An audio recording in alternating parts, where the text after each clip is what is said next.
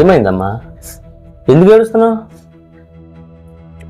అరే ఎందుకు తల్లి ఏడుస్తున్నావు? చెప్పమంటే చెప్పవే. ఏమంటే ఏం చెప్తాం బాబు గారు, అంతా మా తలరాత, మా కర్మ.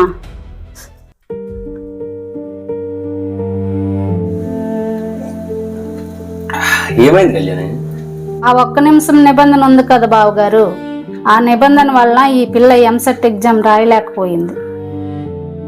అయ్యయ్యో, ఏమైంది?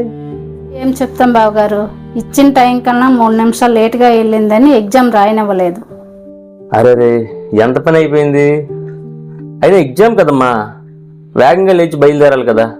అంత అశ్రద్ధ అయితే ఎలా చెప్పు? లేదంకుల్, వేగంగానే లేచి రెడీ అయ్యాను. బాయ్ అమ్మా, బాయ్ నాన్న.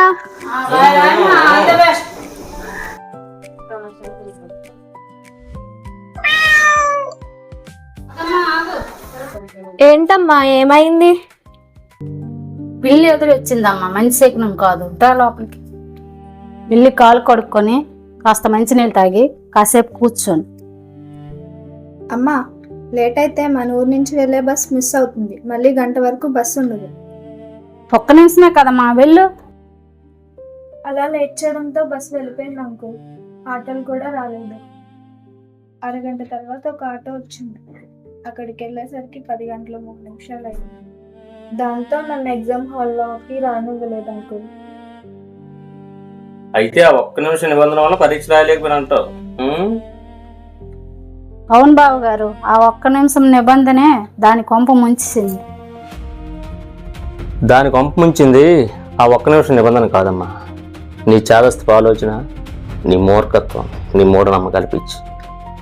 వాళ్ళు విధించిన ఒక్క నిమిషం గురించి మాట్లాడుతున్నావు కానీ నీ వల్ల వృధా అయిన 10 నిమిషాల గురించి, తద్వారా మిస్ అయిన బస్సు గురించి నువ్వు మాట్లాడటం లేదు. ఒక పిల్లి మన ప్రయాణాన్ని, ఇండైరెక్ట్గా మన భవిష్యత్తును డిసైడ్ చేసిందంటే మన మూఢత్వం ఏ రేంజ్లో ఉందో ఆలోచించండి. ఈ ఆధునిక యుగంలో కూడా ఆది మానవుల్లా ఆలోచిద్దామా?